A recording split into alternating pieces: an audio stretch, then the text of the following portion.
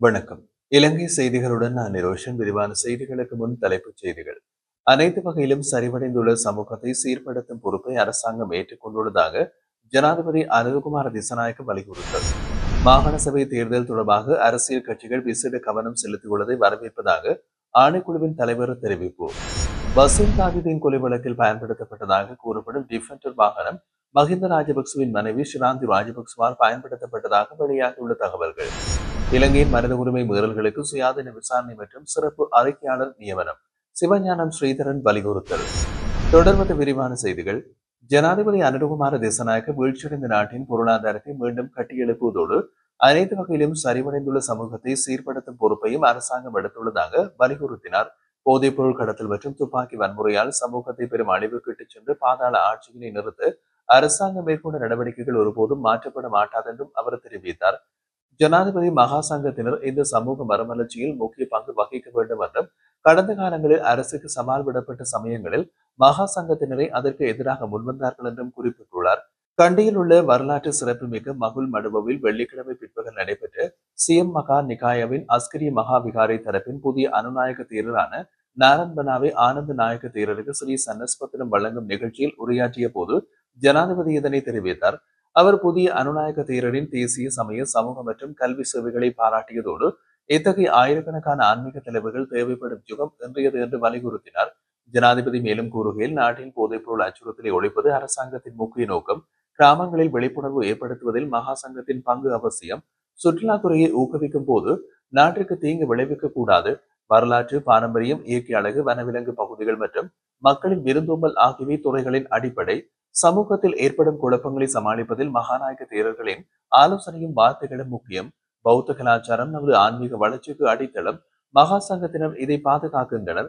ஜனாதிபதி பாதாள ஆட்சியினை முற்றிலும் முடிவுக்கு கொண்டுவர அரசாங்கம் உறுதியான நடவடிக்கை எடுப்பதாகவும் இந்த நிலையில் மீண்டும் இத்தகைய சூழ்நிலைகள் உருவாகாமல் தடுக்க மகா சங்கத்தின் பங்கு முக்கியம் என்றும் வலியுறுத்தினார். நிகழ்வில் மல்வத்து அஸ்கரிய உபய விகாரையின் வடக்குத்துறைய அனுநாயக தேரர், மகா சங்கத்தினர், பிற மத தலைவர்கள், அமைச்சர்கள், பாராளுமன்ற உறுப்பினர்கள், வெளிநாட்டு தூதுவர்கள், உயர் அதிகாரிகள் மற்றும் பிரமுகர்கள், கண்டி ஸ்ரீ தலதா மாளிகை மற்றும் பஸ்நாயக நிலைமைமார்கள் ஆகியோர் கலந்து கொண்டனர். தேர்தல்கள் ஆணைக்குழுவின் தலைவர் ஆரம்பியல் ரத்நாயக தெரிவிக்கையில், மாகாண சபை தேர்தல் தொடர்பாக அரசியல் கட்சிகள் விசேட கவனம் செலுத்தியுள்ளதை வரவேற்கின்றோம். மாகாண சபை தேர்தலை நடத்துவதில் உள்ள அடிப்படை சட்ட சிக்கல்களை அரசாங்கம் தீவிரமாக கவனித்து அதற்கான தீர்வை விரைவில் முன்வைக்க வேண்டும் என்று அவர் வலியுறுத்தினார். அவர் மேலும் கூறுகையில், கால வரையின்றி பிற்போடப்பட்டுள்ள மாகாண சபை தேர்தலை வெகு விரைவாக நடத்த வேண்டும் என்று நாம் உறுதியாக நம்புகின்றோம்.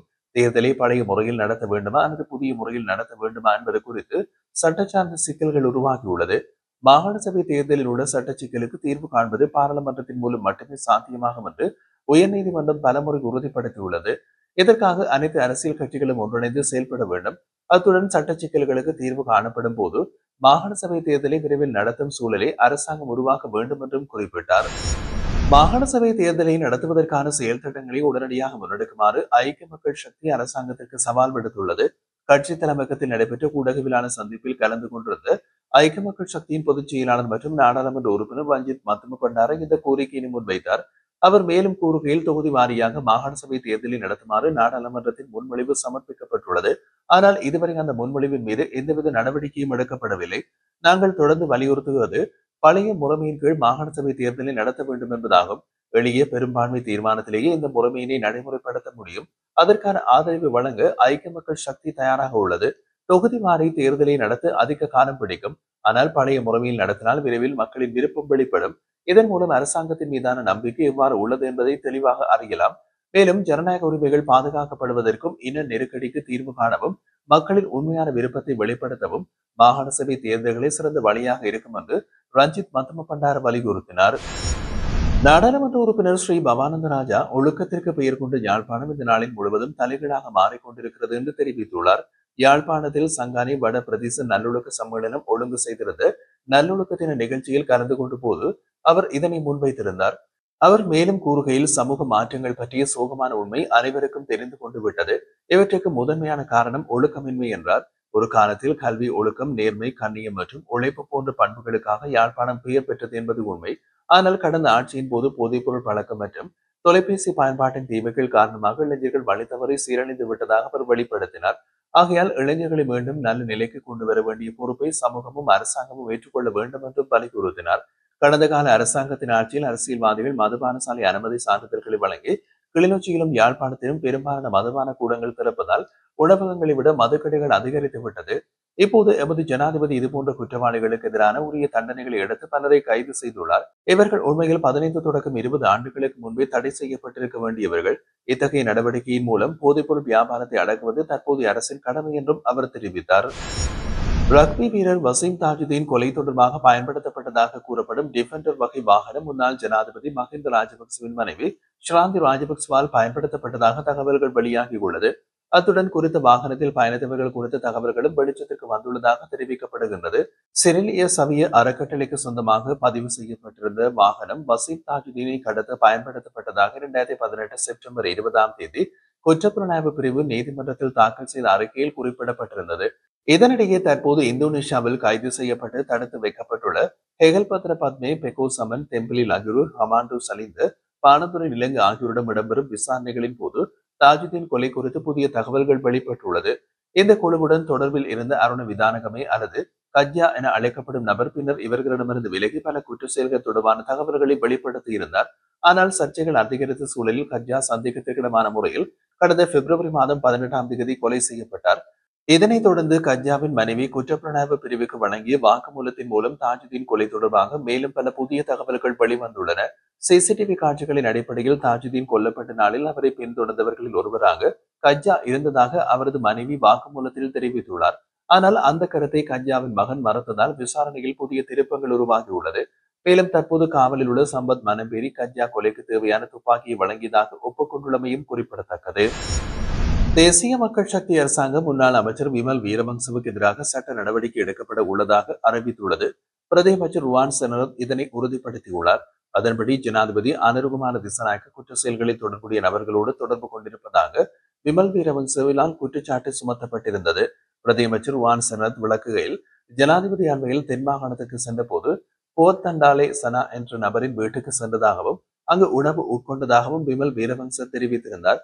ஆனால் சனா என்பவர் பாரிய போதைப்பொருள் கடத்தல் சம்பவத்தில் கைது செய்யப்பட்டுள்ள நிலையில் விமல் வீரவங்சவின் குற்றச்சாட்டு அடிப்படையற்றது என்று பிரதியமைச்சர் கூறினார். அவரின் அறிவிப்பில் மேலும் தெரிவிக்கப்பட்டதாவது, மக்களை தவறான திசைக்கு திருப்பும் போலியான தகவல்களை வெளியிட்டதற்காக விமல் வீரவங்சவுக்கு எதிராக சட்ட நடவடிக்கை எடுக்கப்படும்.